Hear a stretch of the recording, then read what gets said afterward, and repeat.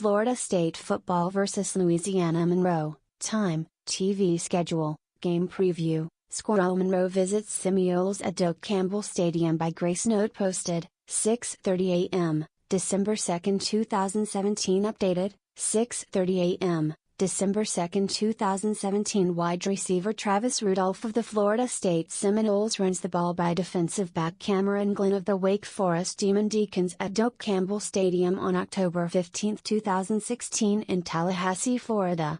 Photo by Michael Chang / Getty Images, Tallahassee, Florida. Florida State's season has not come anywhere close to expectations, but its campaign may have been somewhat salvaged when the Seminoles extended their winning streak over arch-rival Florida to 5 with a 38-22 triumph last week. Now, amid concern that eighth-year head coach Jimbo Fisher may leave for Texas A&M, the Seminoles need to remain focused for Saturday's regular season finale against visiting Louisiana-Monroe in a rescheduled game from September due to Hurricane Irma. TV, noon. ET, ACC Network Extra. Line, Florida State -27. The Seminoles still have something to play for, although it's small consolation for a team used to competing for national titles and positioning in the polls each year.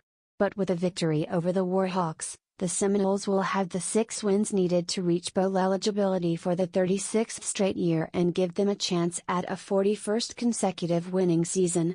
To do so, they can't afford to be distracted by the coaching rumors and get complacent against a 4-7 ULM team that is sitting dead last in the Sun Belt Conference in points, 40.9, and yards, 534.6, allowed per game. When you come off a rivalry game, there's a natural tendency to ease yourself up, Fisher told reporters at a press conference. Not because the next game is a lesser game, but because of the emotion you spent the week before. Now we got to process and move on. That's what mature teams do, and hopefully we've learned that lesson.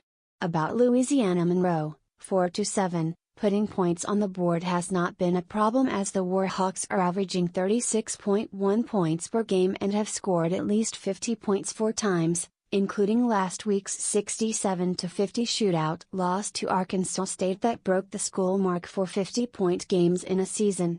Sign-up sophomore quarterback Caleb Evans is the leader of the Sun Belt's second-best defense, 472.6 yards per game, proving dangerous as both a runner and passer, and he threw for 454 yards and 4 touchdowns while rushing 17 times for 61 yards and 2 more scores against Arkansas State.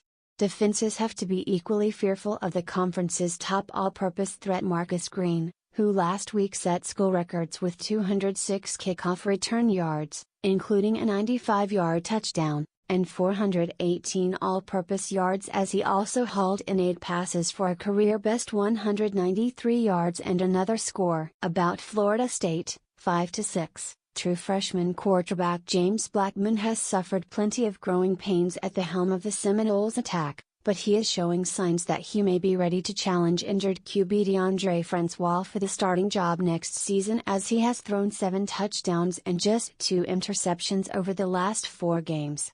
All eyes will be on another true freshman as well, as tailback Cam Akers needs 196 yards to break Dalvin Cook's freshman rushing mark of 1,008 set in 2014. That kind of production isn't out of the question against a ULM defense giving up an average of 226 yards rushing per game, as it has been feast or famine for the Seminoles' ground attack in the last 5 games, with the team held to under 90 yards 3 times while eclipsing 200 yards twice. Extra points 1. Under Fisher, Florida State is 35-8.814 in November, December and January games. 2. The Seminoles averaged 39 points a game in November, up from 18 in September and 17 in October. 3. This is the Seminoles' first December home game since they hosted Georgia Tech on December 1, 2001 in a game postponed due to the September 11 terrorist attacks. Prediction, Florida State 45, Louisiana-Monroe 26. Copyright 2017 by Div. Click on Detroit.